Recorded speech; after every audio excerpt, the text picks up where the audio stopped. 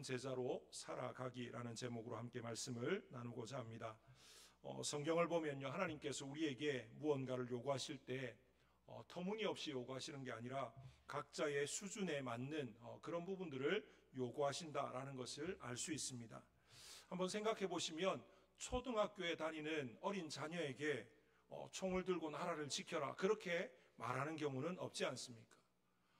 군복무를 할 수 있는, 적어도 성경적으로 따지면 20세 이상으로 군에 나가서 이제 전쟁에 나가서 싸울 수 있는 남자에게 그렇게 국방의 의무를 부과하는 거죠. 우리나라도 마찬가지입니다. 그냥 남자 아이라고 해서 무조건 다 총을 들려서 나라를 지켜라 그렇게 하지 않는다라는 거죠. 주님은 우리가 이해할 수 없거나 감당할 수 없는 그런 것들을 요구하지 않으신다라는 것입니다.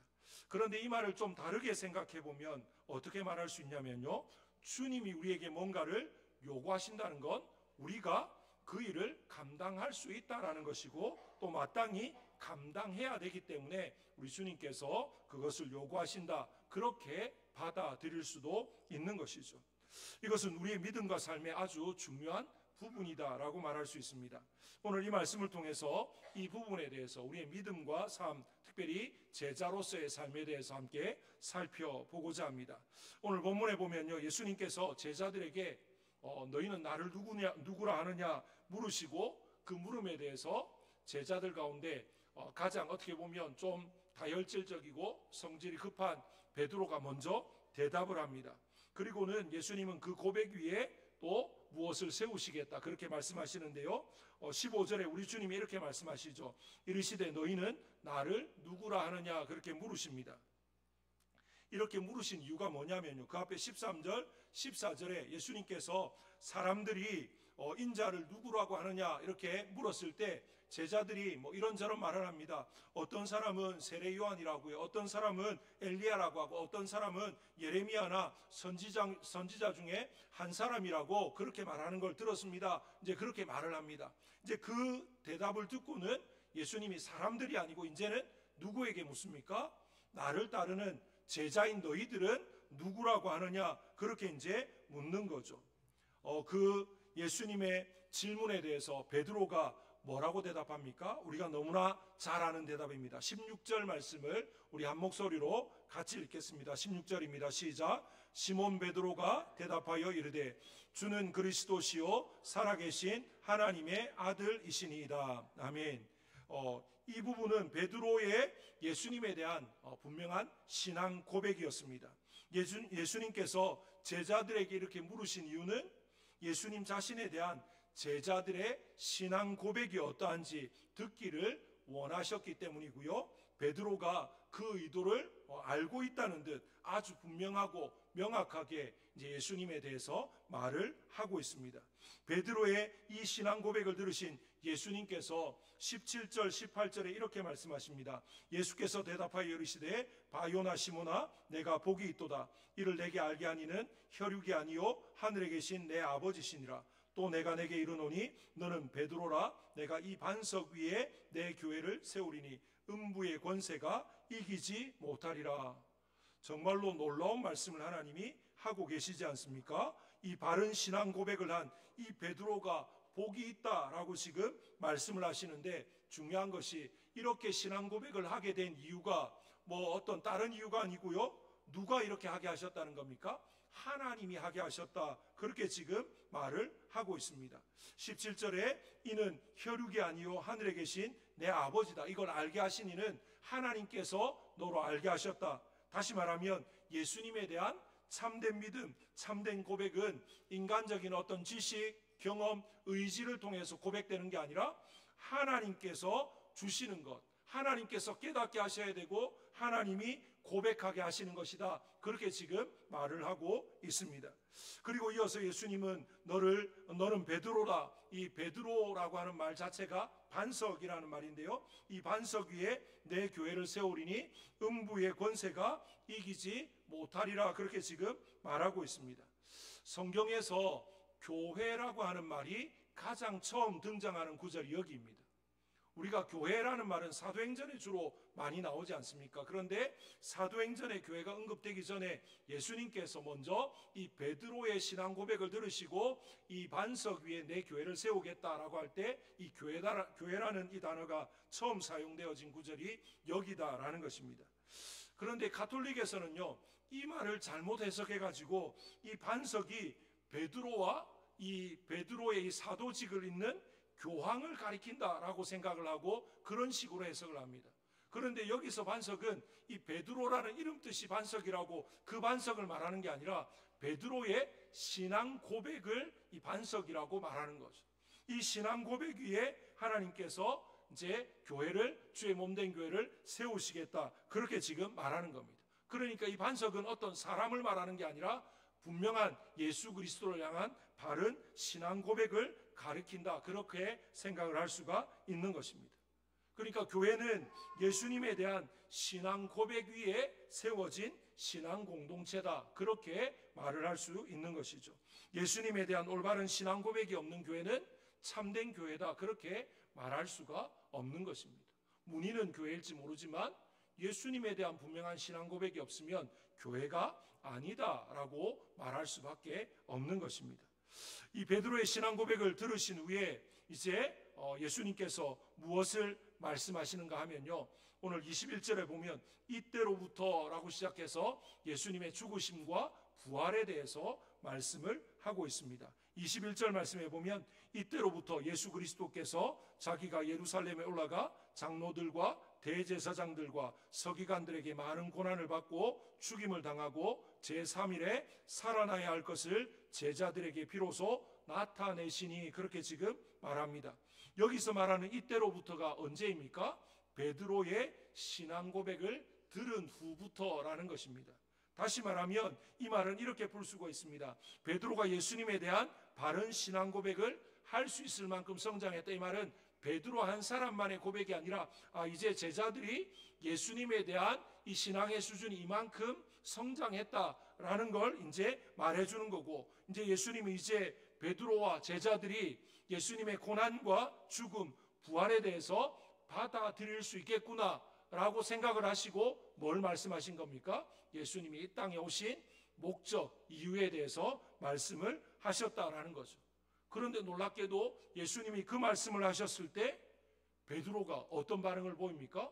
조금 전에는 주는 그리스도시요 살아계신 하나님의 아들입니다, 예수님에 대한 분명한 신앙 고백을 하고 그의 믿음이 굉장히 성숙된 것처럼 보였는데, 예수님이 십자가에 죽으실 것, 부활하실 것, 이 땅에 대속의 제물로 오셨다는 걸 이야기하실 때 베드로의 반응은 22절에 베드로가 예수를 붙들고 항변하여 이르되 주여 그리 마옵소서, 이 일이 결코 주께 미치지 아니하리이다. 지금 베드로가 예수님을 지금 말리고 있습니다. 우리 성경에는 지금 항변하여 이렇게 말하는데 세번역 성경에는 이걸 어떻게 번역하냐면요, 예수님에 대해서 대들었다라고 이야기합니다. 지금 예수님을 막 꾸짖으면서 무슨 소리 하고 있냐고, 말도 안 되는 소리 하지 말라고 그러면서 예수님을 지금 막아서는 것입니다. 그만큼 지금 베드로의 상황은 어떻다는 겁니까?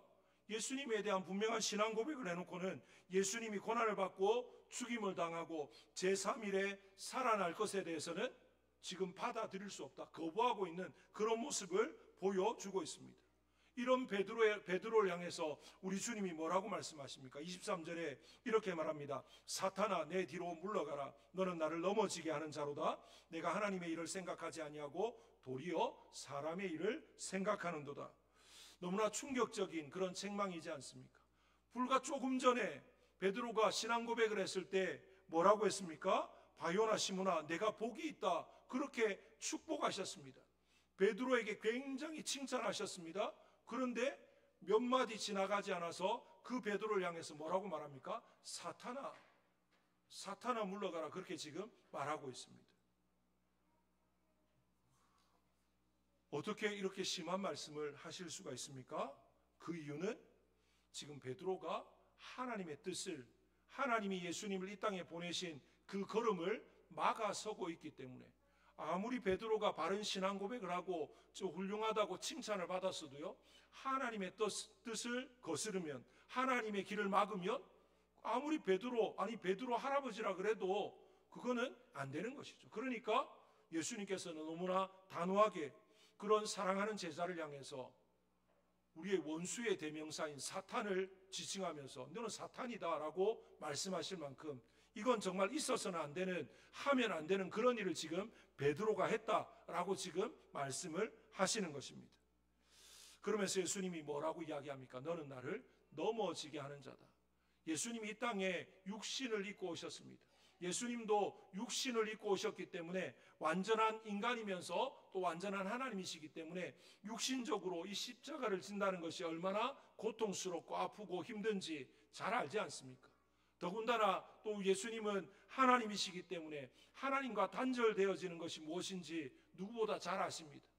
우리 예수님의 심정을 잘 보여주는 한 사건이 이제 십자가를 지기 전에 그 겟세마네 동산에서 기도하실 때 그 떨어지는 땀방울이 어떻게 변합니까? 핏방울이 될 만큼 그렇게 간절히 정말 고통 가운데 기도하시면서 주님이 뭐라고 기도하십니까? 아버지, 하실만 하거든 이 잔을 내게서 좀 지나가게 해주십시오.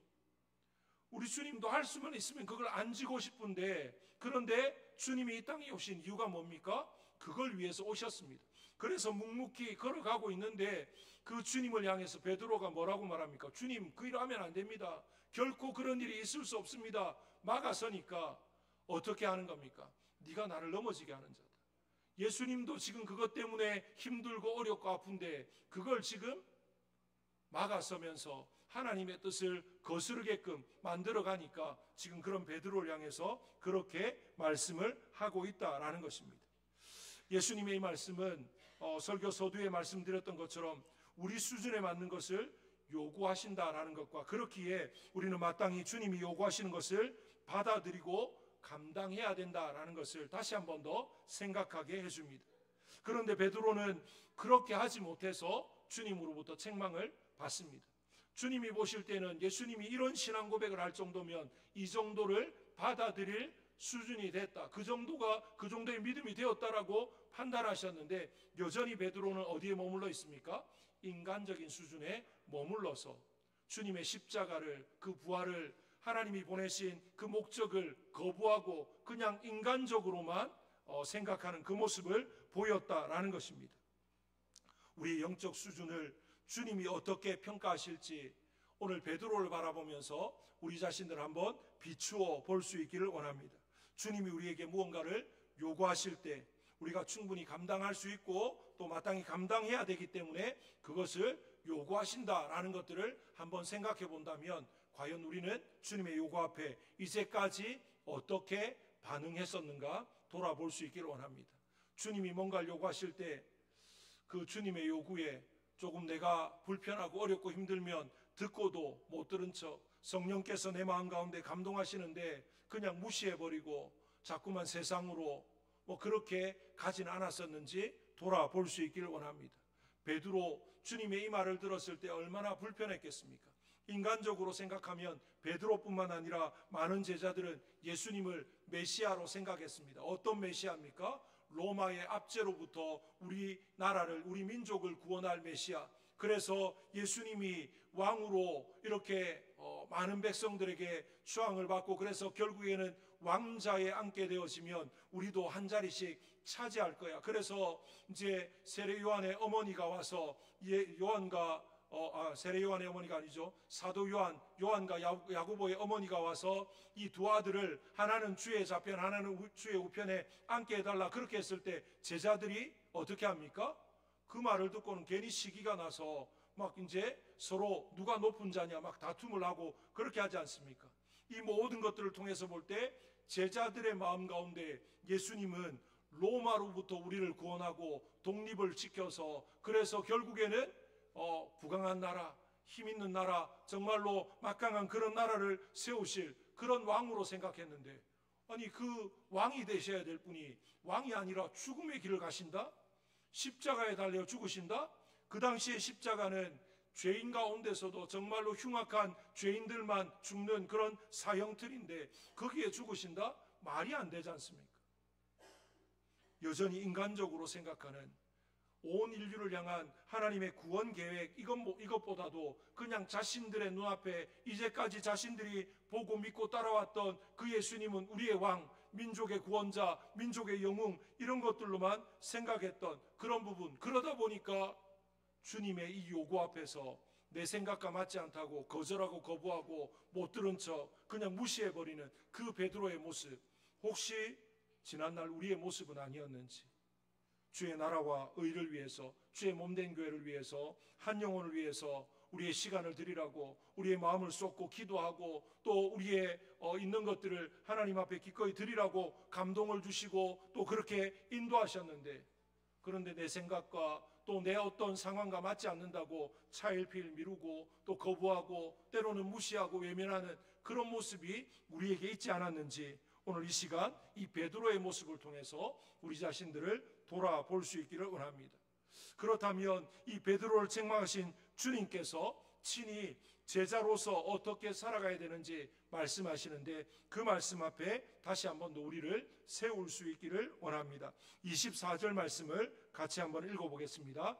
24절입니다. 다 같이 읽습니다. 시작. 이에 예수께서 제자들에게 이르시되 누구든지 나를 따라오려거든 자기를 부인하고 자기 십자가를 지고 나를 따를 것이니라. 아멘. 이 말씀 너무나도 우리에게 잘 알려진 말씀이지 않습니까? 자기 부인은 자신의 감정, 자신의 욕구, 이런 모든 것들을 포기하는 것을 말합니다. 자기 십자가를 지고 예수님을 따른다는 것은요, 예수님을 따르는 데 있어서 동반되어지는 여러 가지 고난과 역경까지도 기꺼이 감당하고 주님을 따라야 된다라는 것을 말하고 있습니다. 그런데 여기에서 중요한 건요, 제자들만 또는 어떤 헌신한 자들만 그렇게 하라는 것이 아니고 전제 조건이 뭡니까? 누구든지, 다시 말하면 예수를 믿는 사람이라면 누구든지 그러해야 된다, 그렇게 지금 말하고 있습니다. 예수를 믿는 모든 사람, 우리 모든 성도들에게 요구되어지는 그런 말씀이다라는 의미입니다. 정말 예수님을 따르는 것은 결코 쉽지 않습니다. 단지 교회에 등록하고 출석하는 그 정도를 가지고 예수님을 따른다, 그렇게 말할 수가 없는 것입니다. 베드로처럼 분명한 신앙 고백을 해야 됩니다. 그 분명한 신앙 고백 위에 일단 서 있어야 되는 게 가장 기본이고요. 그리고 예수님이 말씀하신 대로 예수님을 붙쫓아가는 삶을 살아가야 됩니다. 그 예수님을 따라가는 길은 자기를 부인하는 길이고, 자기 십자가를 지고 기꺼이 주님을 위해서 죽기를 각오하는 그런 길이다라고 하는 것을 오늘 우리에게 보여주고 있습니다. 정말 우리가 예수 그리스도를 만나고 구원의 감격 가운데, 그 은혜와 사랑 가운데 뭐라고 고백했습니까? 주님을 위해서라면 내 생명도 기꺼이 드리겠습니다. 사도 바울이 했던 그 고백 아마 한 번쯤은 다 해보셨을 것입니다. 주 예수께 받은 사명, 은혜의 복음을 증거하는 일을 마치려 하면 내 생명조차도 조금도 귀한 것으로 여기지 않는다라고 했던 그 사도 바울의 고백, 정말 우리가 똑같이는 아닐지라도 한 번쯤은 정말로 예수님이 너무 좋으니까, 이 구원의 은혜와 은총이 너무나 감사하고 감격이 되니까 내 생명과 정말로 주님을 내가 맞바꿔도 상관없습니다 라고 할 만큼 그런 고백들을 다 하셨을 텐데, 과연 오늘 우리의 삶은 어떠한지, 생명은 고사하고 우리의 시간, 우리의 물질, 우리의 마음, 어떤 우리의 행동 하나도 주를 위해서 내가 기꺼이 기쁨으로 드리고 있는지 돌아보았으면 좋겠습니다. 말로는 온갖 걸 다 하는데 우리의 행동은, 우리의 마음은, 우리의 중심은 주님이 아니라 나에게 맞춰져 있고, 세상에 맞춰져 있고, 자녀에게 맞춰져 있고, 다른 것에 맞추어져 있진 않는지 돌아보았으면 좋겠습니다. 정말로 바른 신앙 고백 위에 또 바른 신앙 고백을 한 그런 제자다운 삶의 또 그런 모습들을 갖추어가고 또 그렇게 나아가시는 저와 여러분, 우리 모든 성도님들 될 수 있기를 주님의 이름으로 축복합니다. 예수님의 말씀대로 따라간 것, 또 그렇게 살아가는 것 말처럼 쉽지는 않습니다. 하지만 우리가 그렇게 해야 되는 이유에 대해서 우리 주님이 이제 이후의 말씀 25절부터 말씀을 하고 있습니다. 뭐라고 이야기하냐면요, 25절에 누구든지 제 목숨을 구원하고자 하면 잃을 것이요 누구든지 나를 위하여 제 목숨을 잃으면 찾으리라 그렇게 말씀합니다. 예수님은 정말 어떻게 보면 아주 이상한 원리를 가르쳐 주고 있는 듯 보여집니다. 누구든지 자기 목숨을 구원하고자 하면 잃을 것이다 말합니다. 주님을 위해 자기 목숨을 잃으면 찾게 될 것이다 말합니다. 세상에도 이와 비슷한 말을 많이 합니다. 그런데 세상에서 말해지는 것과 다른 부분이 하나 있는데, 세상은요 뭐라고, 이순신 장군도 그런 말을 하지 않습니까? 죽고자 하는 자는 살 것이요 살고자 하는 자는 죽을 것이다 그렇게 말했습니다. 다시 말하면 죽을 각오를 해야 된다 그렇게 말하는데, 우리 주님은 막연하게 죽을 각오를 하고 덤벼라 그렇게 말하는 게 아니고, 누구를 위해서요? 예수님을 위해서 죽고자 하는 자는 살게 될 것이다 라고 이야기합니다. 누구를 위해서인가를 분명히 알아야 되는 거죠. 정말 우리가 예수 그리스도를 위해서 우리의 생명까지도 조금도 귀한 것으로 여기지 않고 내어놓으면 죽는 게 아니고 어떻게 되는 겁니까? 영원한 생명을 얻고 진짜 삶을 살게 된다 그렇게 지금 말하고 있습니다. 그러면서 이 생명이 얼마나 귀한지 말합니다. 26절에 사람이 만일 온 천하를 얻고도 제 목숨을 잃으면 무엇이 유익하리요? 사람이 무엇을 주고 제 목숨과 바꾸겠느냐? 이 생명이 얼마나 귀한지를 말하지 않습니까? 그런데 이 귀한 생명 누구를 위해서 드리라는 겁니까? 예수님을 위해서 드리라고 이야기합니다. 그런데 예수님을 위해서 이 생명을 드리면 어떻게 된다고 이야기합니까? 27절에 인자가 아버지의 영광으로 그 천사들과 함께 오리니 그때에 각 사람이 행한 대로 갚으리라. 다시 말하면 주님이 다시 오실 때 그 삶을 다 기억하시고 인정하시고 갚아주신다라고 이야기합니다. 세상은 내가 어떻게 살았는지 알지 못할 수도 있습니다. 세상은요 역사적으로 위대했던 몇몇 인물에 대해서는 전기를 기록하고, 그래서 그 사람의 일대기를 통해서 위대했다 이런 업적을 남겼다 기억할지 모르지만, 그냥 평범하게 살아간 수많은 사람들에 대해서 세상은 제대로 알지도 못합니다. 기억도 못합니다. 그런데 그 한 사람 한 사람 가운데 예수 그리스도의 제자로 바른 신앙 고백 위해서 주를 위해서 그 목숨까지도 아깝게 여기지 않고 기꺼이 내어드리면서 살았던 그 한 사람, 유명하지도 않고 크게 알려지지도 않고 어떤 업적이 없어도 우리 주님은 그 사람을 어떻게 하신다는 겁니까? 기억하신다라고 이야기합니다. 그리고 그때에 각 사람이 행한 대로 갚아주신다라고 이야기합니다. 그렇기 때문에 우리가 어떻게 살아야 됩니까? 주님 앞에 참 제자로 살아가야 되는 것입니다. 주님이 기억하시기 때문에 그렇습니다. 만약에 주님이 기억하지 못하신다면 우리가 이렇게 살아가야 될 이유가 없죠. 그런데 우리 주님은 다 기억하십니다. 우리의 이름도 우리의 말과 행동과 모든 것도 다 기억하시고 우리가 행한 대로 다 갚아주시는 분이 우리 주님이십니다. 그 주님이 우리를 제자로 부르셨고 제자로 살아가기를 지금 우리에게 요청하고 있습니다. 그 주님의 부르심 앞에, 그 주님의 요청 앞에 우리가 어떻게 해야 되겠습니까? 정말로 베드로의 고백처럼 주는 그리스도시요 살아계신 하나님의 아들입니다. 내가 믿고 의지할 분은 주님밖에 없습니다. 주님만이 나의 길이요 진리요 생명입니다. 나는 주님만 믿고 의지하고 따라가겠습니다. 나는 이제 살아도 주를 위해 살고 죽어도 주를 위해 살겠습니다. 그렇게 다시 한 번 더 마음으로 다짐하고 결단하고 나아가시는 저와 여러분, 우리 모든 성도님들 되시기를 주님의 이름으로 축복합니다. 그렇게 나아갈 때 우리 삶이 어떻게 되겠습니까? 하나님이 진짜 죽음으로 우리를 내모시는 게 아니라 오히려 생명으로, 오히려 영광으로 우리를 인도하시는 줄로 믿습니다. 정말로 하나님 앞에서 다시 한 번 더 우리의 삶을 돌아보고 결단하고 다시 한번 하나님이 원하시는 길로 우리의 모든 것들을 좀 재정비해서, 이제 2025년도 이제 절반 정도 지나오지 않았습니까? 이제 6월 달입니다. 이제 이 6월 달을 지나면 진짜 절반을 지나게 되는데요.